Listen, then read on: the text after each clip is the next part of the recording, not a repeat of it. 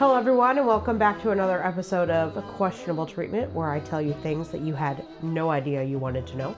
Yep, and that you probably didn't want to know. Yeah, I am teaching you more about the medical field than probably any teacher's ever going to teach you. I know all kinds of things now. Yeah, I know way more, and I'm still super interested in the stem cell research, so I'm going to try to get into that somehow. Yeah. How are you feeling today? Clearly you can tell that I'm sick. I feel great. Well, I'm glad you feel great. I feel extra great. Okay. I don't know how long that'll last. Might feel a little queasy soon. Yeah. So last week we talked about Paolo really trying to make a name for himself and the process of clearing out the tissue so that way you can reseed it with stem cells, and why that doesn't really work. Right, because it's like installing hardware without the drivers. Yeah. So you're gonna see a whole lot of information and then kind of goes down, because when I was doing research, I just got so tired of fucking researching this shit because it's so confusing that I was like, I ain't putting any more in there. Yeah. So, but we are going to be talking about some of the patients who received this form of trachea transplant. The 3D printed ones? No, this is the one where he had to reseed an actual tissue. Oh, yeah. So this is a cadaver. Everything from it, so it's like that white plasticky. Yep.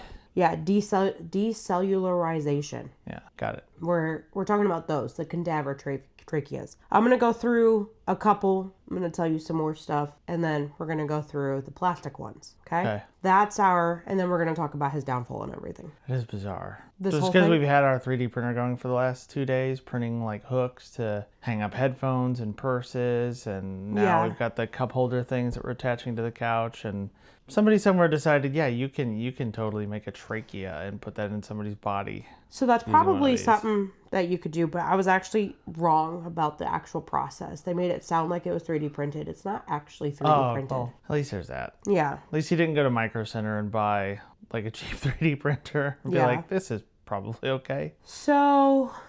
Oh, that's a better story. Well, actually, I don't know, because I don't know what the real story is. So when Paolo announced that he found a way to make the body not recognize a cadaver organ. Right, and reject it. Yeah, he made world news. It was everywhere. I remember this. This was in 2016, the year I graduated high school. Shut up. This wasn't in 2016. This was actually in 2008. But I remember this. I just wanted to sneak that little information in there. That little jab? Yeah. This was in 2008. So the first patient ever to receive a trachea transplant, especially with this form of trachea transplant, was a young woman named Claudia Costello.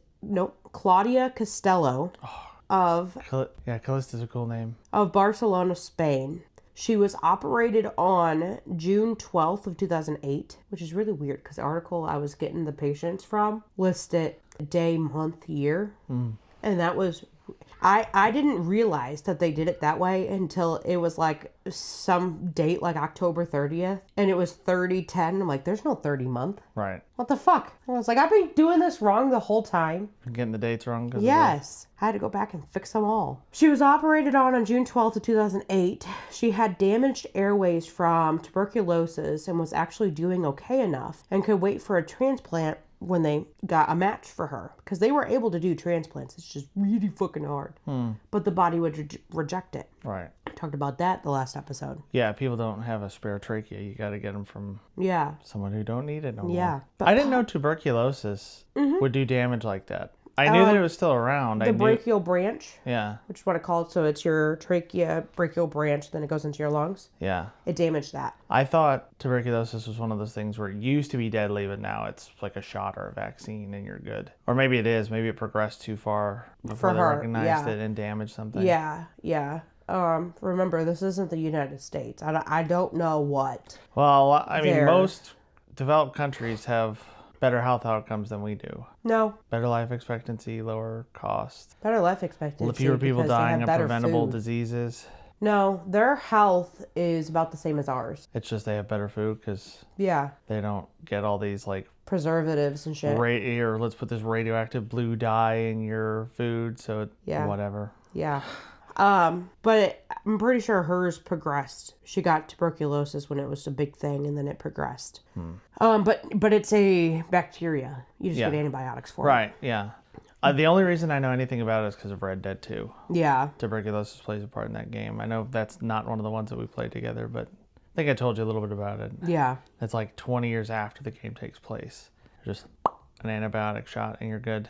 Yep. So Paolo told the patient she needed the transplant ASAP, and the transplant was safe. Now, something I need to make sure you understand, the patient and none of the staff other than the assistants to Paolo. So Paolo's assistants who did the decellularization and reseeding and all of that stuff. Paolo's assistants? Yeah. The assistants to Paolo? Yeah. Yep. Like them. The poison for Cusco. The poison chosen specially to kill Cusco. Cusco's poison. Yep. Knew the trachea was a cadaver and the tissue was prepared at a vet office. Well, I mean, that's a medical still. You watch, They don't what is sterilize... that? That like Alaskan vet or something? Oh, yeah. And they just like bring in a dog, throw it down on a table, give it a shot, do surgery, wake the dog up, go home. Yeah, they don't sterilize like they do humans. I know. But the dog dogs immune systems are better are they? than ours. Because I was going to say, like, some of the watching that makes me think, is this bullshit? Do we need all this? Like, I mean, I know we're super careful just to make, like, we have a very low risk tolerance when it comes to medicines. And that's what it is. But there's a little bit of it that's like, yeah, a human could probably survive if a vet did whatever surgery on them. Yeah, because we would be put on antibiotics and stuff, but we would have to be put on real harsh antibiotics. Yeah, like Minority Report. Yeah. Have you ever seen that movie? No. Tom Cruise gets operated, like he has to have his eyes changed out. He has to have a bunch of stuff done so that they can't find him when they're after him. And this doctor's like, he's sick and he's like rubbing his nose with his hand and stuff. And he's like, I'm going to pump you so full of antibiotics I could sew a cat up inside you and you wouldn't get an infection. Yep. But we're so careful because antibiotics are so harsh on the body. Yeah. That's why we're bad for your kidneys, yeah? Yeah, that's why we're super careful. If I would have known the trachea was prepared in a vet office, I would have been like, count me out, bro. You're going to somehow get a cat hair in my trachea, and I would rather not have that happen. Yeah, imagine. Yeah. Not just the hair stuck in the back of your throat. It's in your throat. It's embedded in your throat. It is. It will never come out. It is surgically placed in your throat. Yeah. She got the surgery and was doing well in the hospital, but after a few months, she started to not feel well and went to the doctor, her normal doctor, where they noticed her airway was starting to become clogged with mucus. From January of 2010, the patient had to travel from Barcelona to Florence, where she had to receive stents and be examined to make sure the airway was staying open. Wow. Yeah, I've never heard of stents to keep your airways open. Mm-hmm. After 3 years of this, the patient had been referred to a hospital in Barcelona where it was noted her condition had become very serious from infections and the sucky stents. The sucky stents? The sucky stents, yeah. So like poor the quality. stents failed, yeah. Okay. I'm just making sure you're throwing in sucky, yeah. The judgmental word sucky, and it's not. I'm not misunderstanding a medical term. No, they sucked, yeah. It became very serious that she asked for her left lung to be removed, which happened in 2016, and she is doing much better now. Shit. Yeah. She lost a lung. She lost a lung because of it. As far as I know, she is still alive. There was a Lancet paper published about this case, which is what brought Paolo to become a famous doctor. Lancet did a few articles about Paolo. Yeah. But we're going to talk about Lancet at the end of the thing because they're not great. Isn't the Lancet a super old medical journal? Aren't they like 200 years old? Yeah. We'll talk about it. Another patient was operated on with a cadaver trachea. We do not know her name, just that she was middle-aged and died a few months later. Dee Dee, as we know her, was born in 1953. She was operated on by Paolo twice before getting the transplant. Her prognosis was not deadly, but would become so if not maintained. Paolo performed the surgery in October of 2009, but before that, Paolo was banned from the hospital for being shady to ever perform a trachea transplant ever again. So he would. Oh, so the hospital banned him from doing that procedure, not like from the grounds. Yes. Well, he probably was. Not like Mo tossing Barney out by his jacket, like on. He did it in secret. Oh. Yeah. In his garage. Yeah. Or his basement. We know how these people operate. Camper. Paolo smuggled the trachea into the hospital and performed the surgery. So he said that he was performing some other surgery, smuggled in the trachea, and planted it into her. The trachea failed and collapsed. She had emergency surgery to open up the area, but there was already too much infection and the patient died later that year. A 10-year-old boy named Sieran Lynch from Iceland, born in 2000, who was born without a trachea. I didn't know that was an option. Yeah. How do you get born without a trachea? I don't know. My older sister was born without a thyroid. I don't know how that happens. Unless my mom's lying to me and she actually had a thyroid and it was removed. Quick note while editing, it looks like the kid was actually born with a 1 millimeter trachea. Maybe it was a freaky thyroid with like teeth and stuff. Like they have tumors that have that kind of thing. Yeah. It's like maybe it was an embryo at some point. Mm-hmm. Maybe. He had an operation to implant one, which worked for 10 years, but was needing another. This is how Paolo was introduced. He transplanted a cadaver trachea into the boy on March 15th of 2010, and surprisingly was the only one that took, and the boy was able to survive like a normal human. Ah, so that one worked. That one worked. It was the only one that worked. Now, this was before he became the visiting professor at Karolinska Institute. I'm going to call it KI. Okay. And it's sister university, Karolinska University. Yeah. I'm going to call KU when I talk about it. Okay. Okay, because I can't pronounce it. There were many before this time, so many procedures. Yeah. Up to January of 2011, there were 6 more transplants, with all of them dying. So the boy and the first girl were the only ones that survived. The boy who lived. The boy who lived, how? I don't know. Probably because he's young. Well, maybe because he wasn't born. I wonder, maybe because he wasn't born with a trachea. I think it's because he was young. His body did not know what a trachea was. No, that could be. So it just was like, I don't know. This is fine. Yeah. We don't know that this isn't ours. I think it's because he's young and he was still growing that it was able to get the blood flow needed to the trachea. All right. Okay. Now, I want to stop here to show you the person Paolo really was. It was reported in December of 2010, a mother, Anne Paula Bernettis? Bernettis. Yeah. Do you have to say it with your hands like this? I guess. Was visiting her son at the hospital in Pisa, Italy, who had a damaged trachea from having to be tubed after a car accident in 2019. That's where they put it down your throat. Sometimes they'll cut in here if it's going to be long because they want to protect the vocal cords. Yeah, I've seen some of those freaky commercials. Some of those medical shows where they'll like use the barrel of a pen or something to do it. Yeah, like it's because collapsed the tubes, up here and they'll just... The tube's about the width of your charging wire. Yeah. It's really small. Yeah. But your vocal cords rest together. Mike's girlfriend, when she was talking about the worst part of her surgery was her throat being sore. Mm-hmm. When I had my knee surgery, they put a tube down my throat. Yeah, my throat was always sore after surgery. My family took me to this Chinese place that was on Main Street that I loved after that. And it was like, it was great, but it was like a little bit bad because my throat hurt from that. Yep. So it's like, ugh, like the more like cold water or tea I drink, the better it is. But yeah, that was the worst bit of it. It's amazing how little it takes to mess up anything internal. Yeah, well, your vocal cords rest closed, and whenever you breathe, they open, and when you exhale, so they breathe. When you breathe in, they go like this. They go down towards the lungs. When you breathe out, they open upwards. Yeah. Towards your mouth. When you talk, they kind of slide together, and that's what causes the sound. So they're always rest closed. But when you intubate somebody, that's putting the tube down their throat, you open it and you force a tube through the vocal cords. Yeah. And then you inflate a balloon and it rests up against it so it doesn't come out.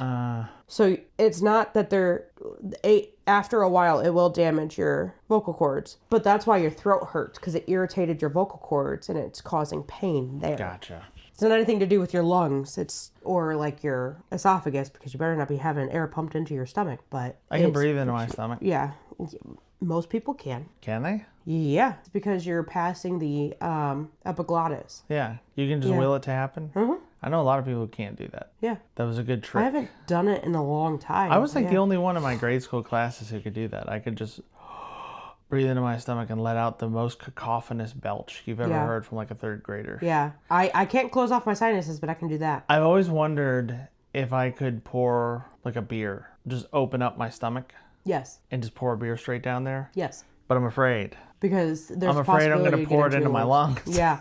So I've never done it. Yeah. And to anybody listening, don't try it.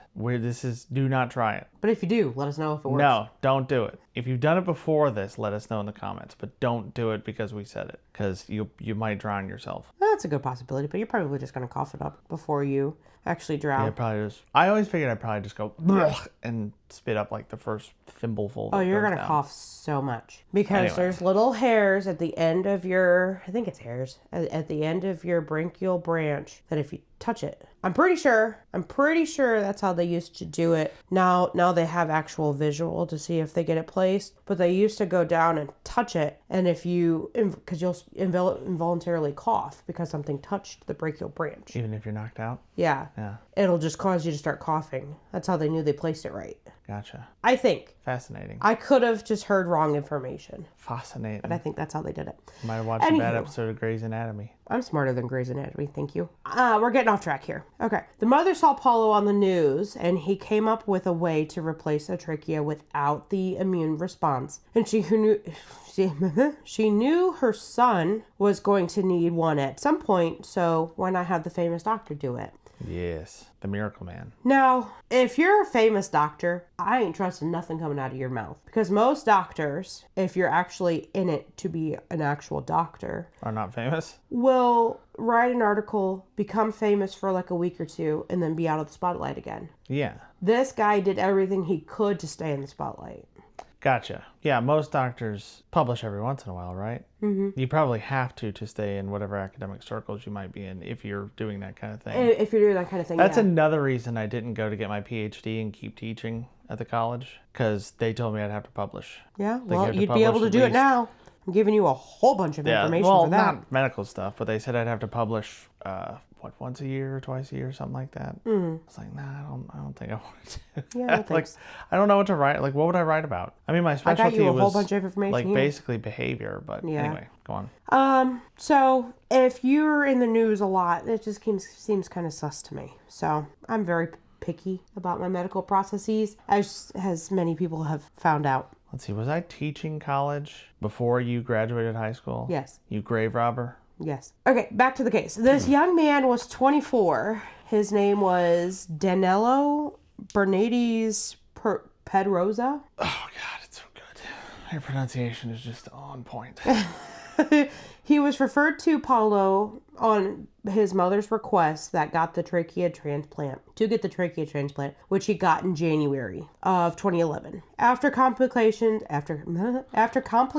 of the trachea not surviving and decaying in the body, Danilo died on April 2nd of 2011. Okay. His mother was pissed, as one would expect. Right. Like, unsurprised. She was shown pictures of the procedure being successful on pigs, and with Paolo's own interviews of this procedure being successful on the patients he had operated on, she thought he was going to survive. Yes, she would not have done it if she thought he was going to die. She had guarantees from Paolo that he would not die. She sued the doctor in the hospital. Yeah. Please, guess what he did? Left the country? No, he didn't live in Italy. He lived in Switzerland. Then I don't know. Oh, come on. Guess. What was with that nasty attitude you just had? Ugh, he didn't even live in Italy. Oh. Because I told you this last week. He brought her another child and said, this is your son. No. He started a romantic relationship with her. What? Yeah, you heard me right. She was like, you killed my son. And he was like, and he gave her the smolder from Tangled. Yeah, he kills her son, then starts dating his mother. So. Okay. Yeah, I wouldn't have guessed that. Do you know why he did it? So that she would not sue him anymore? Yeah, to drop the lawsuit. She filed against the doctor in hospital. He started it by calling her to check in. Then he started visiting her. Then wham bam, romantic relationship and a baby girl. A wham bam, Mercer Dunker, thank you, man. Wait, he knocked her up? He knocked her up. She sure did drop that suit. Yep. Huh, okay. You started singing and you're like, wait, what? It was like, it's like, hold up. No refunds, but exchanges. Yeah. Here you go. Yeah. Not a boy, but here you go. Danilo was the last of Paolo's patients to receive a cadaver trachea because he has come up with a new way to get the stem cells into the patient. And I think I hinted, by hint I mean flat out said, he was putting plastic into patients. Yes, you did. You said it was we suspected it could be some version of the same polylactic acid plastic we use that is slowly biodegradable. Because you said it gets broken down by the body. Well, I did more research, and I was false. You was false. Yes. Now, I'm going to go into this process. It's very complicated, but also very simple. Okay, that's a weird statement, but go ahead. You had my interest, but now you have my attention. So, he didn't actually 3D print anything, but 3D printing is the way that I would call it. But this is a little foreshadowing for a different process. It's some kind of medical version of additive manufacturing. Yeah, but I'm going to go into that in a little bit. So this is the first process he did for plastic. Researchers at University of London took the CT scans of the patient's trachea, so the one who was going to be getting a transplant, and cast a glass mold of the exact shape, then placed melted plastic that was... Okay, I'm going to restart.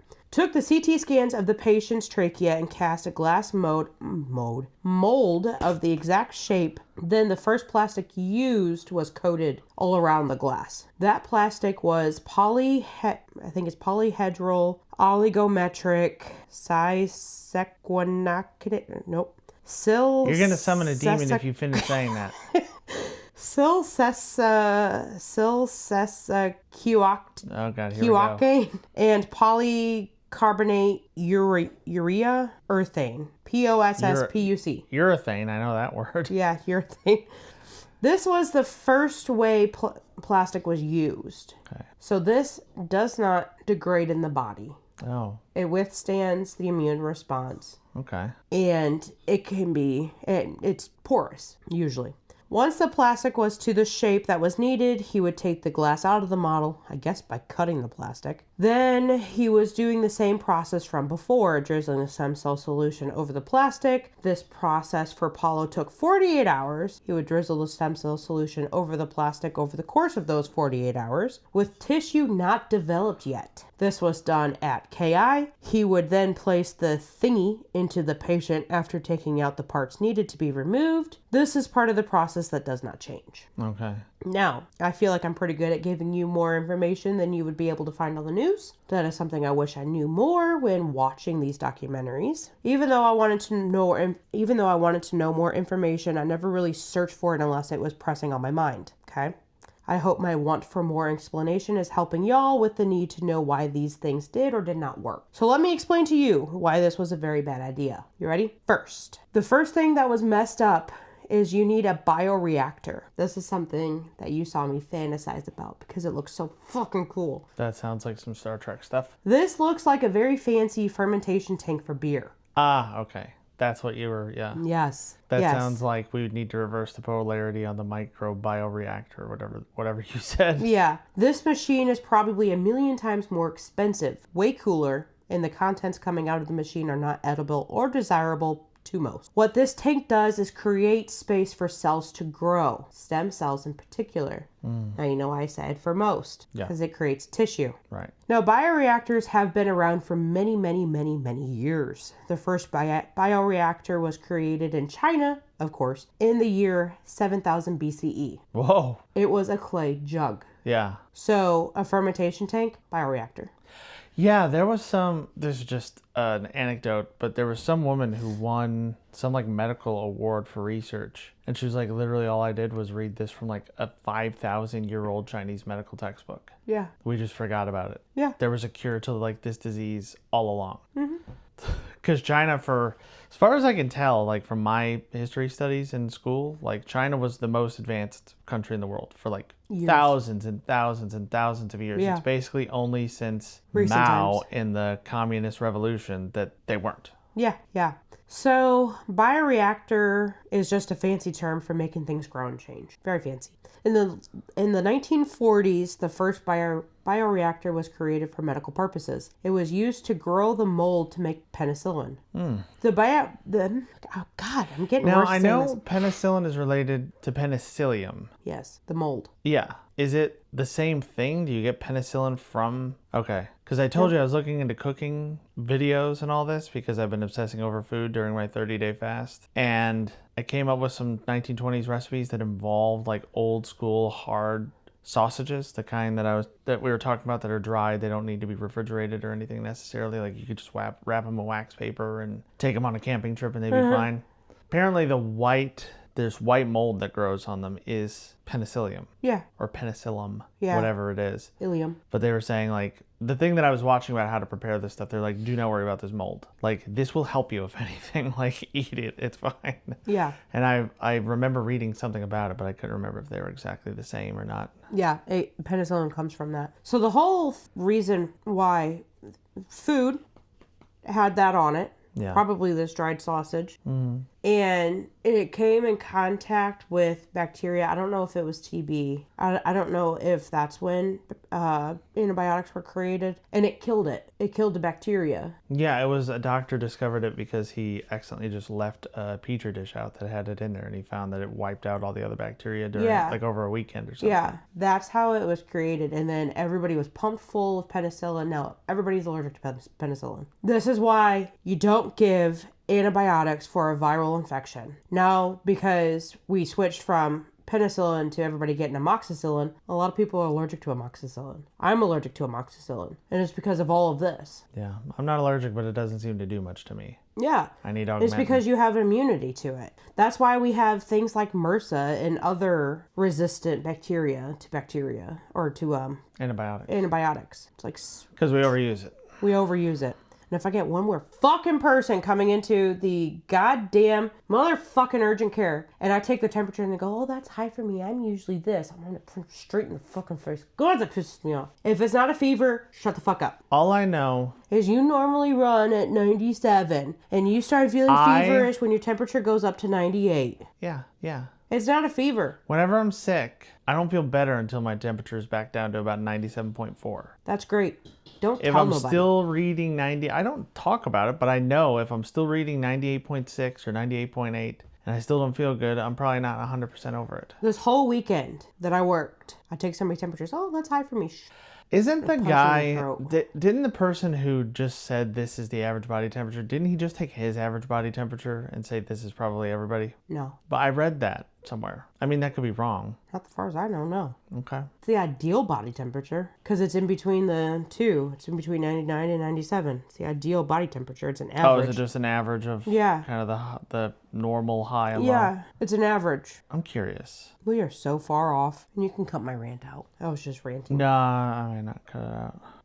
Karl Reinhold August Wunderlich, born the 4th of August, 1815, was a German medical doctor, pioneer psychiatrist, and medical professor known for his measurement of mean normal human body temperature of 37 degrees Celsius or 98.6, now known more accurately to be about 98.2 Fahrenheit. Human body temperature varies depending on sex, age, time of day, exertion level, health status, which part of the body the measurement is taken at, state of consciousness, waking, sleeping, sedated, and emotions. Body temperature is kept in normal range by homeostatic function known as thermoregulation, in which blah, blah, blah, blah, blah. Okay, so it doesn't say anything.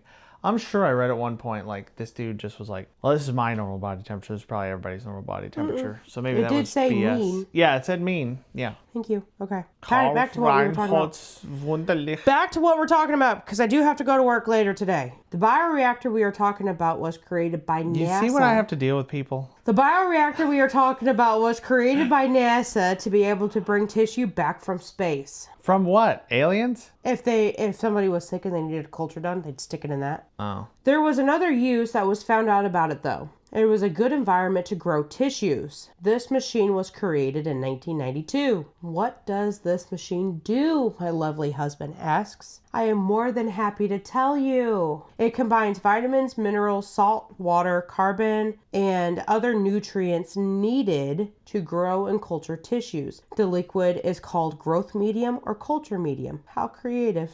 So it's a primordial brine. Yeah. It pumps, so it's, I think I go into it. Never mind. It pumps oxygen into the water and stays at the right temperature to create the right environment for cells to grow. Then the chemical signals are added to convince the stem cells to grow with there being a different signal needed for the different tissues you want to grow. Did you just give yourself an aneurysm? Well, I did when I The way was you looked at researching me was this. really strange. Making sure you understand. So growth medium and culture medium are for the two things that they're going to do. If they're going to culture it, you need the culture medium. If you're going to grow tissue, you need the growth medium. Okay. Creative, I know. This is, as far as I know, not something that is actually being done. But again, like I said last episode, I don't know. If you are part of this research, then contact us because this sounds really cool. This is the short version of this whole thing. Second, this process for stem cells takes... Okay, the process for stem cells to take to plastic. They do use plastic now. Right.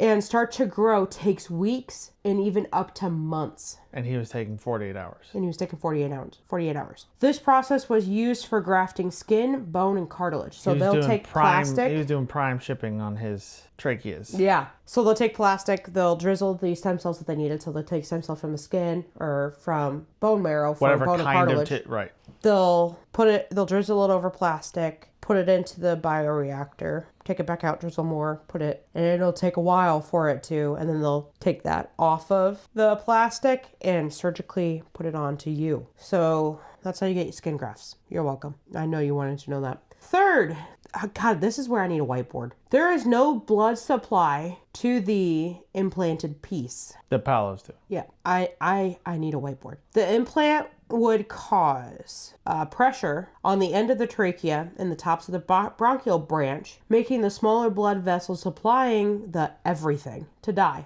making the tissue die, making an infection.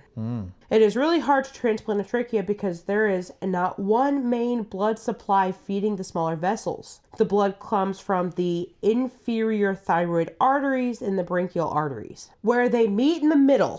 So you got your trachea, you got the sides of your trachea, and you have little arteries on either side. Yeah. One coming from the thyroid, or actually two coming from the thyroid, two come from the brachial. From the thyroid, really? Thyroid. Didn't you hear that? The inferior thyroidal arteries. Yeah, but I guess I wasn't thinking about that meaning that the blood was coming from the thyroid. Oh, it's not from the thyroid, but it's going through. It's feeding the thyroid. Yeah, going That's why it's through it called. and then coming. Okay. Then it goes down and it feeds part Like of the how trachea. you name a road for the town it goes through. Yeah. And then you go, and then it comes up from the brachial, Okay. whatever, Gotcha. and feeds that. I was about to say, where's your sister get her blood from for a trachea if she has no thyroid? Well, it goes through it. But the veins are still there. It just goes to the empty space. Yeah. So this is why the whole trachea, when he did the transplants, did not die, and the lungs did not die. Because it's not the artery goes down into the lungs, it's that they meet. They meet in the middle. This is why I need a whiteboard. And then they branch off perpendicularly into smaller blood vessels going into the cartilage. So you have these two sides, and they make threes or E's on either side going into the cartilage to feed the blood supply to the trachea. Yeah. Those die. Finally, and they also can get sepsis from this. Finally, the plastic was not attached to the tissue. How can you sew plastic? I don't know. He doesn't know because he didn't do it. It was just freely moving around in the throat, causing friction and tissue death, leading to infections, not able to be treated by antibiotics because there's no blood supply. Why are you so angry at me? I didn't do it. I'm angry at him. Medical lessons ended. That's me. Oh, I ended my medical lesson. And now I'm thinking this needs to be Does that video. mean I can go? Huh? No. And now I'm thinking this needs to be video and I need a whiteboard because that was a lot. Okay. And I would love to draw a little diagram for you. Hey, let's get these chairs out of this room. I'll put up a whiteboard over there for you. Yeah, okay. But if you ask Paolo, his technique was perfect with no fault. He never really did follow up with the patients after butchering them. I hit that P He's hard. like, everything went perfect. Yeah, you hit that P like it took something. Yeah. The first patient to go So by... he's like Dr. Evil. He's like, I just assume everything went according to plan. What? Yeah. The first patient to go by this form of transplant was Andamarium Bieni. I'm calling him Andy. A 38-year-old man. I thought it was a female. It was not. From Iceland with mucoepidermoid carcinoma. So tissues that have mucus production cancer. Yeah, that still doesn't make any more sense to me. That's what I thought you were saying, but... So your trachea produces its own mucus. Yeah. That's how it stays moist. And he had cancer in that. He was operated on at KU in Stockholm, Switzerland. She means Sweden. He was showed evidence in successful cases of this operation, even though it was never experimented on before. He came up with this idea. Fabricated evidence? Yeah. He came up with this in his noggin. No, actually, that's a lie. Okay, so... Wait, is he AI hallucinating before AI? Yes. He's coming up with cases that didn't exist? No. So there was a doctor, it was a foreign doctor, it's not one from US or Switzerland. I don't remember where he's from.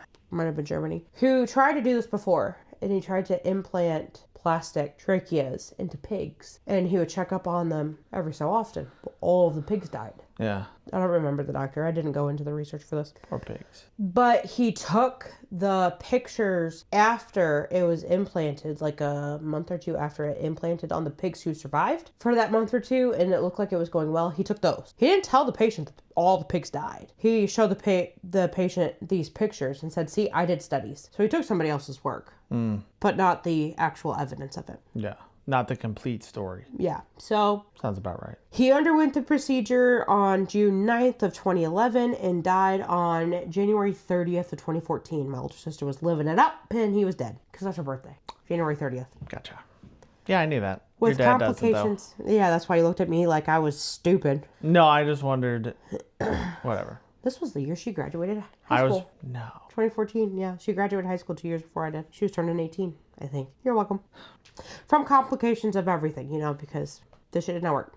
I guess the first plastic took too long because he changed the plastic in the company to Nanofiber Solutions, a company based out of Columbus, Ohio, in the great US of A. I am so disappointed in our country. I like Columbus. I don't anymore. Columbus is cool. Have you ever been to Columbus? No, and I guess I'm never going because they helped this doctor kill people. I like Columbus. They didn't help him kill people. He's like, I want to buy some plastic. And they're like, bet, that's what we do. Here's some plastic. That is actually what they do. Yeah. Their whole point of operation, I don't know, some weird sound just came out of my throat, is to create 3D plastic scaffolding for tissue engineering and cellular cultures. It's their whole thing. Yeah. I don't want to work for them. Why? Because they sold plastic to a killer. The plastic Do you know how many Walmarts have sold knives and guns to killers? Yeah, but they go in and they buy it and they kill somebody. This person This doctor went and bought it. This doctor was like, hey, I want to buy some plastic from you so that way I can implant it to people. I never did any sort of studies on it or You think anything. he told them exactly that? God, I fucking hope so. Because I want them gone. I don't want them to be a company no more. The plastic used was PET. I'm going to figure it out and apply. I like Columbus. I'll move to Columbus. Sure. You should apply. The plastic used was PET for the third time because it was able to be electrospun into spore structures. Oh, because... Oh, no, I I said can't. sporous. It's porous. I was about to say I can use PET, but it's PETG. There's a, I don't know, some... The G makes it solid, I Some guess. chemical difference between that and what I can actually do on my printer downstairs. It's a very basic explanation because I was super tired when I was writing this. Is a liquid containing the PET, which is where the G comes from. The G makes it solid. Is electrified. How? I don't know. And the PET fiber spins together, making the shape of the thing uploaded into the software. How does this fucking work? I have no idea. It's like a 3D printing spider. Yeah. But it electrifies the fibers to make it into the thing, but how does the electricity know that you want it to be a trachea? It's like a thermos. What? Keeps hot things hot and cold things cold. But how does it know? Yeah. I know. It's just like, how, like, is there a little, does the electricity come with like a thought of, you're going to be a trachea? Yeah. Fucking weird, man. Okay, so it's very complicated, and I really don't give a shit how it works. Christopher Lyle, an American diagnosed with adenoid cystic carcinoma, another cancer. You could just get your adenoids removed. Like, why do you... Whatever. He went all the way to KI for the operation, which happened on November 11th of 2011. I'll find it. Hold on. He's that guy. The one in the bed? Yeah. Giving the thumbs up? Yeah. Okay. That's him. The article is going to be in the thing, so it's fine. In the source. In the notes, as always. Yeah. That's what the thing is. His family raised $20,000 for him to have this life-saving operation. He could just have his adenoids ruined, but whatever. He was the first patient to have this plastic inserted into his body. His whole family was promised he was going to live, but we know how that ended. He died March 5th, 2012. There are 6 more patients from different parts of the world that had this plastic inserted into them, and only one of them survived because the transplant was removed and is now living with a tracheostomy. What's a tracheostomy? Do you know what a Colostomy? Yeah, you know what that is? Yeah. It's the same thing. So he breathes out of a hole? Yeah. Okay. Like those smoker commercials. Yeah, exactly that. It's right above the vocal cords, so that way you can talk out of it. You make sounds out of it, so you hear the sounds here, Yeah. but you're forcing air up. That's why you can still, like, move your mouth and make the sounds, but it sounds all weird. Don't they put their finger over it sometimes to make the sound? No, they push their finger over it, so that way it forces the air to go through and out their mouth. Right. Yeah. I'm touching the microphone because you made me put it closer to my mouth. There has to be, I don't know. Are you going to start 3D printing shit No, too? no, it just makes me think of my uncle Jerry down in Georgia. He was missing a couple fingers because he had like a CNC accident. Mm-hmm. And he was so far from hospital, he's like, screw it. This might as well happen. And he just left it. Like he got treatment, like he got treatment, but he didn't have them reattached. And he would do stuff and act like he had his fingers up his nose and stuff like that. Like he'd always make jokes about his finger being gone. Like he'd be like chopping something. He'd be like, oh my God. Oh wait. Oh, never mind. It's always like that. He was very, very good humored about it. Yeah. He was like, hey, my parents ordered me with 10 of them. That's fine. Yeah. Okay. Now, you may ask me why he was able to keep killing people. Anyway, I was just thinking somebody with a really good sense of humor might make like a really cool ventriloquist act or something if they could find a way to actually make the sound come from there and not open their mouth. It'd be so scary.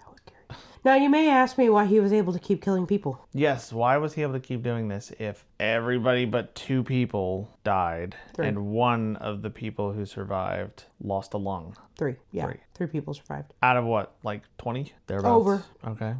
Well, it is he wasn't supposed confirmed is 20 to 21. Mm-hmm. But he wasn't telling people what he was really doing. He was sneaking them in. We At least he wasn't more. doing them in the back of a VW microbus like Kevorkian. Because that's what I thought you were going to say. No. He bought a pop-up camper. No. Hauled it behind his like Vauxhall or true. whatever over there in Europe and then would pop it up in That's parks to do surgery. Yeah. Was there nobody trying to stop him? Why, yes, there was. Many of the doctors that would watch over his patients after operation, which were usually the doctors who referred the patients to him, and then would help with the operation, would file complaints with KI. One of the most significant persons to bring a complaint is not significant because of his background or because he was famous, but because of how KI handled the case. It's only 11. We're good.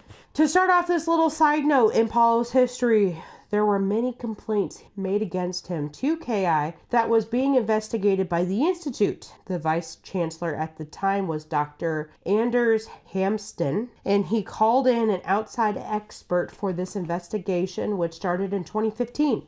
1.5 years before that, he was kicked out of KU because of the same complaints.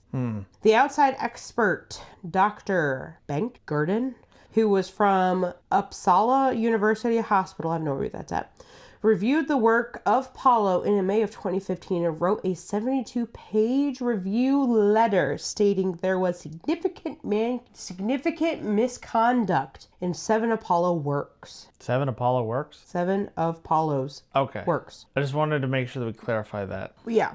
One would think the Institute would have to would not be able to disregard the evidence and punish Paolo. You are mistaken. Yeah. Punish wrongdoers? No way. Yeah. This is starting to sound a bit like Swango. Yeah. It's a bit like Swango. In August of 2015, Anders, the vice chancellor, cleared Paolo of any wrongdoing. And what do you think happened next? He killed another person? No. Well, yes, but no. Well, yes, but actually no. What do you think happened? I don't know. Paolo turned around and filed... Wait, did he get it in a romantic relationship with Anders? No. Turned around and filed a complaint against one of his coworkers that had worked with him on one surgery, then took care of the patient, seeing the decline of said patient. His opinion of Paolo changed and he filed many complaints. Who? The coworker that... The coworker, yeah. Okay. That Paolo is now filing a complaint against. He was like, oh, I'm going to file a complaint about every wrong thing I've seen you do. Just wait. His name is Carl Henrik Gridemo. Heinrich? Yeah, Heinrich. And his life went to shit because of this. The complaints made by Paolo against Carl were false. Yes. It was stealing his work in a grant application and misconduct. But Anders investigated him and treated him like fact and ruined his life and reputation. He was fired from KI. All of his work was put into investigation, publicly declared a thief, and nobody would work with him because of it. And it was all false. It took him years after having the complaints come out as false to get his life back. And he never went back to KI. Well, yeah, I wouldn't either. Yeah. Fuck those people. Yeah. What finally got Paolo to come under fire was a journalist. I'm going to say Boosie Lindquist. She was Swiss. She followed Paolo for months in 2015 for a documentary series for the Swedish public broadcaster called The Experiments. Oh, okay. So not the broadcaster isn't called The Experiments. The show, it's called The Experiments. And noted the discrepancies, like how where no animal studies were conducted, which had Paolo responding, "How did you know we didn't do animal studies in Russia?" Stupid thing to say back. Boosie pressed more, and Paolo responded, "We didn't do animal studies that involved large animals. Of course not. We didn't have that time. The material was proven. The material was studied. We used fibers that were approved by the FDA, and now the studies are coming." Because The FDA? Yeah, the FDA. Like the American FDA? Mm-hmm. Okay. Yep. The series was released in January of 2016, and this is where Paolo really found his downfall. Yeah. Anders stepped down as vice chancellor, thank God. After the series release, Paolo was fired from basically everywhere, and about 6 inquiries were launched into all of his works. Every member of the board of KI was fired. The Nobel Prize, because I'm pretty sure Paolo was being considered or got one, was suspended for 2 years as an apology to the victim families. Ethics committee for KI was reconsidered for their part in the problem, so they got a whole restructuring. And I'm gonna and you share. said the whole board was fired? Everybody was fired, and they all got investigations for criminal misconduct. That's awesome. Yeah. If they figure it out and they're like, everybody is gone. Everybody who should have known what is happening is gone. Oh, wait. You're not going to think of him as that great. Oh. Just wait. Okay. So one of the people who worked with him, who worked with Paolo, is Pierre Delare. I'm going to assume that's his name. He did surgeries with him. He worked with them, found out he's a con man. So he filed a complaint with the Ethics Council in 2015 of KI. Not exactly a con man. He's just like a mad scientist. No, he's a con man because he was telling everybody that this shit works and he's able to do it, and he promised them that they're going to live, and then they turned around and fucking died because he didn't do shit. But he's like trying to do stuff. He's just doing it like that's the mad scientist thing. They're like, I have an idea and I don't give a shit if it kills people. All right, go on. He's a con man. You're not allowed to kill people in today's age. No, that's right. That's why the mad scientist is a trope. That's why, like, Lex Luthor, who's now a businessman, like, that happened in, like, the 70s, early 80s. He started off as a scientist. In Superman Red Son, they go back to that. Mm-hmm. They go back to, like, the 50s, and they have Lex Luthor as a scientist again. Mm-hmm. Anyway. Okay, so Pierre, in 2015. Just pointing out, that is a villain archetype. Notified the Ethics Council of KI of the possibility of fabricated data and fraudulent behavior by Paolo, who was at the time employed at KI. The conclusion to the response goes as follows. So this is from... So I'm reading the article. I wait with bated breath. I'm reading one of the articles that's in here. It is Philosophy of Science Can Prevent Manslaughter. Pierre worked with him. Yeah. Pierre's one of the authors. There's 3 of them. The conclusion from the Ethics Council at KI goes as follows. We find that the issues raised by Professor Pierre, because I can't pronounce his last name, are of a philosophy of science kind rather than a research ethical kind. Accordingly, the Ethics Council concludes that Professor Pierre's allegations of scientific misconduct are unfounded.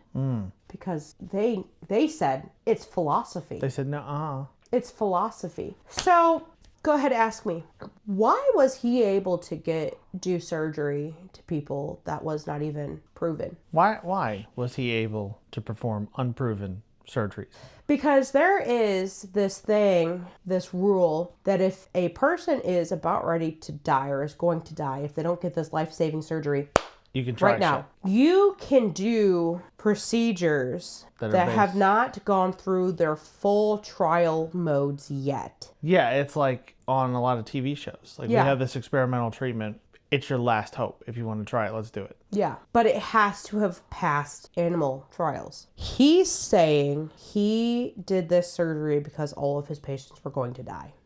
Yeah, I mean, everybody's going to die. Which ain't true, because the adenoid guy could have had his adenoids removed. Could have had his adenoids removed. There were other options. There was other options for a lot of these people. And none of his patients were going to die. There was workaround. Yeah, it wouldn't have lasted for very long, but our medical science is evolving every day. Right, they could have been, yeah, okay, I'm with you. Our stem cell research has evolved since this, because this was such a scandal that they're like, does this actually work? Because he used bone marrow stem cells, which we know doesn't work. So that's how he kind of skirted around it. Plus, he was doing it all in secret. That's how he skirted around it. Okay. Let's do this. So the ethics committee, basically everybody was fired, and then their whole role was revised. Like everybody was fired. Paolo moved to Russia, which was the last stop for him. Remember, last episode I said where I'm stopping now is his second to last stop at KI. Yeah. Russia again is his last stop, because he went to Russia before, now he's at Russia again. He was there for a year until he was fired from the university he worked at because he killed another person. A case was opened in Switzerland in 2016 for manslaughter, which was dropped in 2017 for insufficient evidence. Once again, she means Sweden. It's funny that it took like 20 years and, well, I don't know how long, and like 20-something dead people to get him fired in the West, and in Russia, one person. No, he worked at Russia too. They're like, you're out? He worked at Russia again. Oh, he had like, but okay. This was all news. This was broadcast all over the place. So that's why it only took a year for him to kill one person. Okay, so manslaughter was dropped in 2017 for insufficient evidence. It was reopened in 2020 for gross negligence that caused bodily harm. 3 counts where he was convicted for 1 count and sentenced to probation. Here it would be mandatory prison time. At least 5 years, especially for medical negligence. They'd be fired. You wouldn't be able to get your medical license anywhere. Right. But in 23, the Supreme Court overturned the conviction and convicted with 3 counts of gross assault and sentenced Paolo to 2.5 years in prison. 2.5. He's probably going to be out soon. Yeah, how rough. Yeah. He's probably not going to be out soon. How many days is that per person he killed? Well, they're counting 3, but he killed, well, let's say 20, and there's 365. I don't know, what's 364 divided? 1 eternity later. 43 days per person. If we assume he killed 21. Yeah, he killed way more than that. And so about a month and a half. Yeah. Per killing. Yeah. That's little. That's a pretty good sentence if you can get it. Yeah, which is why I don't think that they're that great. He's killing people. You're like, so? Yeah. So Paolo tried to appeal again to the Supreme Court. And you know what they said? Lay off, my boy. Lay off me, I'm starving. And I appreciate that. You're welcome. And they didn't even hear him. And he is now serving his prison sentence. Have you seen a Swiss prison? Are they one of the really nice ones? I think so. I know, like, what is it, Norway? Where they look like a little studio apartment? Yeah. Like, if you saw a YouTube tiny house, like Living Big in a Tiny House or Tiny House Living or whatever these little channels are, or little channels, these channels about little homes, it looks like one of those. They look nice. Mm-hmm. But they actually try to reform. Again, Kim's been saying Switzerland instead of Sweden, so we're talking about Sweden here. Yeah. You're in therapy, you're doing a whole bunch of stuff. They actually try to reform you. Yeah. Unless you do something really, really bad. In Norway, there was a school shooting. I was thinking maybe he'll go to a gulag since he was in Russia. 2018, I think. There was a school shooting. He was sentenced to death. I didn't know they did that. Mm-hmm. But anyway, okay, I told you I was going to talk about the Lancet. Yes, Lancet. So the Lancet published a lot of his works, which is where he became famous. Do you know what else work? Who else's work? I don't know his name. But who else they published? No, because you just said you don't know his name. The guy, the doctor who said the MMR vaccine causes autism. They're the singular article on Google. that says vaccines cause autism. Oh my God. So that old College Humor video, if Google was a guy. Do you remember that? Have you seen that? Where the girl comes in, like, you showed me. and she goes, vaccines cause autism, and he goes, vaccines don't cause autism, and she goes, vaccines cause autism, with the quotes, because that's how you make Google search exactly what you wrote. And he goes, well, I have 1 million results that say they don't, and 1 result that says they do. I knew it. Just because I have it doesn't mean it's true! that was accurate. There's actually one. I'm pretty sure there's only one, yeah. And it's the Lancet. Yeah, a lot of that started because of Jim Carrey's wife, or his ex-wife, I don't know. It's a model, and she was like, I think vaccines cause autism. Like, she said it on Oprah or some talk show. He was German. And that's where a lot of this started from. And it's probably she read that or something, or got shared with her or whatever. Yeah, so they published it. So the Lancet, they're famous for publishing work without doing their own research first. Because I was going to say, like, I mean, germ theory, like, people didn't believe in germs for a long time. Like, there's always ridicule for new ideas for a while. So I could see it being like, we're going to be the first ones to break that this, we need to find a different way of doing this vaccine or something like that. So they publish things without doing any sort of research at all. They publish exactly what they said, like it's fact. And then there's evidence that comes out that says that it's wrong. And then they publish another article defending why it's right. Kind of like... And then more evidence come and people are scrutinizing their article, and then they write another article on why it's right. And then more evidence and more people scrutinizing the article, and they go, I was actually wrong. Whoops. You got me. Yeah. Kind of like how the media has been just, for the AI boom, the media just publishes whatever the CEOs say. Like, I saw this debate. It's like Microsoft says that, 80% of companies are better off by using AI, blah, blah. And the other guy was like, oh, that's funny. I went into a Toyota dealership and took a survey, and they said I should buy a Toyota. Go to Microsoft. Microsoft's like, yeah, you should use our AI. Yeah. Like our old neighbor, I took her to the food pantry to do some donations and Goodwill to do some donations and stuff. And she was asking me about these articles about OpenAI. I think it was OpenAI. OpenAI or Anthropic's models escaping containment. Meaning they're getting out of the sandbox they're testing them in and doing things that they shouldn't be able to do. Okay. Which is bullshit. Oh, is it? They've been saying this stuff for a long time. That's going to be really loud. Sorry. All that paper shuffling. I mean, I can get it out. I'm just trying to... Yeah, that's all bullshit. Like, it's kind of not bullshit, but it is bullshit. I figured. Like, I trust you. God mode back in the day. Like, back in, 2023 when that first came out. That was a GitHub project. It did what AIs do now. Like, now, it used to be, like, you ask the LLM something, the LLM, The LLM is a word guessing machine. It has all these associations, and it tries to figure out, like, what the most likely next word in this response should be, based on millions of other conversations and contexts. Now, they use agents. Your LLM spins up other little LLMs to, like, fact check the stuff that it's doing and the things that it's saying. It's like you figure out that it's like a team. That's what God mode did back in the day. God mode, if you had an API, if you paid for the API, you could use that to connect back to OpenAI, and it would do the same thing. Yeah. And back then, I would ask it to do stuff, and it would be like, okay, this is what we need to do. This is what we need to do. And it would show the thinking process. And sometimes it wouldn't just tell me how to do the thing. It'd be like, oh, let's build this. Okay, we can write this in Python. And then it starts trying to execute commands on my computer. The only reason it couldn't was because I was on Windows and it thought it was on Linux. So it was running, it thought it was in a bash prompt, and it wasn't. It was in PowerShell, so none of its stuff worked, and it couldn't figure it out. They would say that's escaping containment. It's really not. And then they refer to it as like, oh, it escaped containment with the startup Hugging Face. I don't know. Hugging Face has been around since the beginning of this. I thought they were owned by Microsoft. They're not some little tiny startup like the news and them are trying to say. Like, every time people start to lose interest in AI, or like there's worries about investments, one of these companies comes out and says our new model's too dangerous. It's too powerful. It's escape containment. It can do all these things. It's lying to people. It's hiring TaskRabbits to do CAPTCHAs and stuff like that. Like, some of it's kind of true. Some of it's bullshit. Some of them, they design the tests in a way where they're like prompting it to do this stuff. I didn't mean to go on such a long rant. Well, now you know about it's a AI. whole thing with media that sometimes it's more sensational if you just publish exactly what the people trying to sell you something say.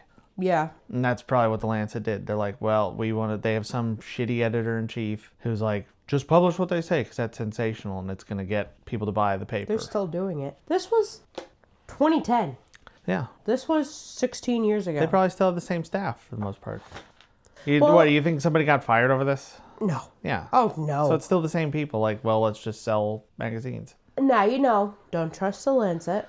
Lancet does not do its research. They didn't even take down the article. I could still find it. Mm-hmm. They didn't do anything to the article. They just wrote another article and like, well, we were wrong. They wrote a retraction. Yeah.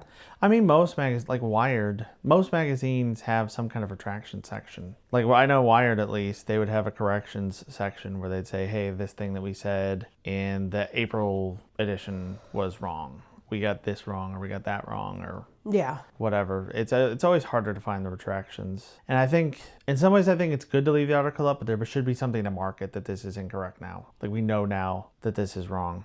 Like, one of the good things I think that's happened with Twitter, and I don't know because I don't use Twitter, but what I've seen is that there are now, like, people will post an article or something saying, like, ICE is putting people in compound surrounded by a moat full of alligators, which I think they actually proposed trying to do. What? But there are community notes and stuff now to say like, no, this is not actually what's happening. This is what, or the overwhelming majority of people are saying this is really what the truth is. So it kind of marks it with this thing. Again, I don't know what Twitter's like anymore. Apparently not great, but something like that, where it's like, here's the original article in its original form, and here's a banner across the top to say this is wrong. Click here to see our correction or retraction. Yeah, yeah. Well, don't trust the Lancet if you're doing any sort of medical paper for school. Mm-hmm. Or if you're basing your actual professional research on it. Yeah. Well, I'm going to try to perform this procedure based on what the Lancet said. Or if you're in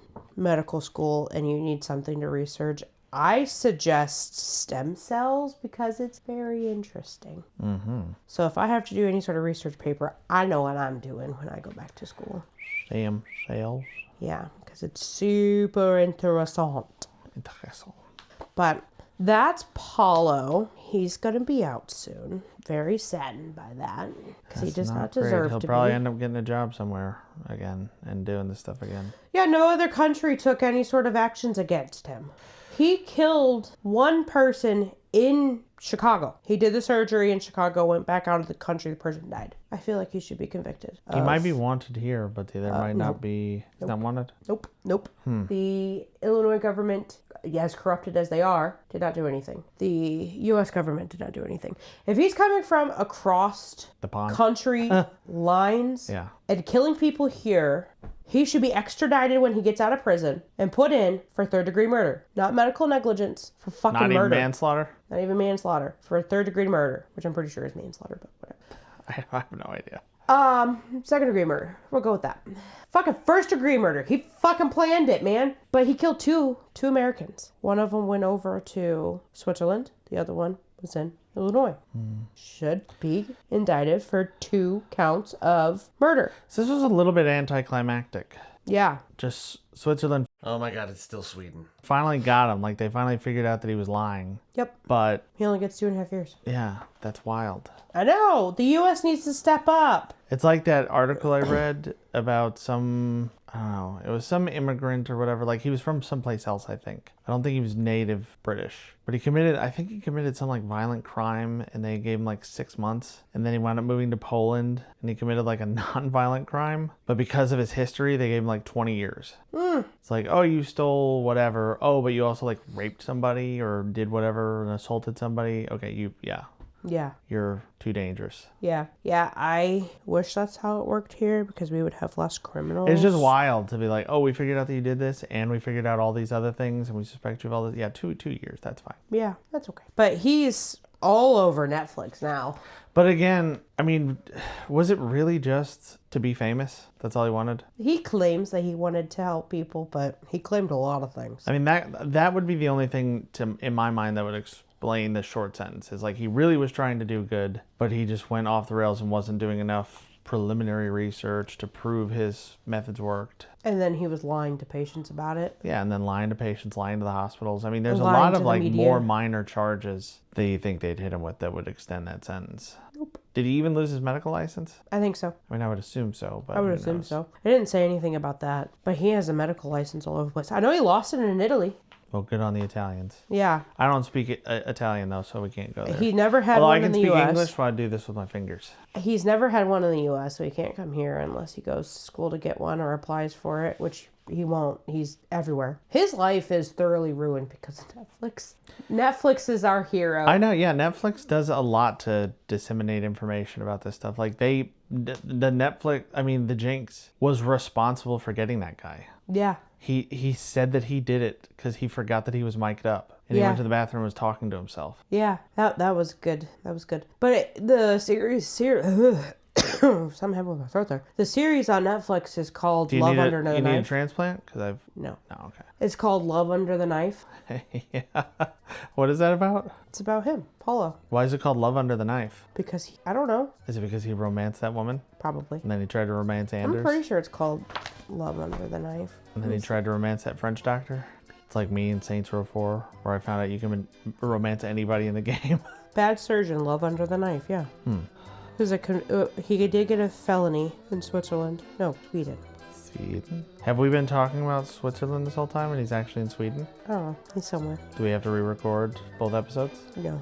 Okay. All right. Well, if you guys, I don't know. I don't even know what to ask. I guess just share your opinions in the comments. However it is you can. Rate, subscribe, do the things, and maybe let us know what you want to cover next. If there's some lesser known killer or questionable treatment that you know about, maybe you've seen it on Netflix, or maybe there are, these hidden gem documentaries on Tubi or something like that we don't know about, let us know and maybe we'll cover that next. I would say who the next person is, but I don't remember. Well, that's good. I created them in June. I created my list of people I'm working on in June. All right. We'll see you in the next one. Bye. See ya. Bye.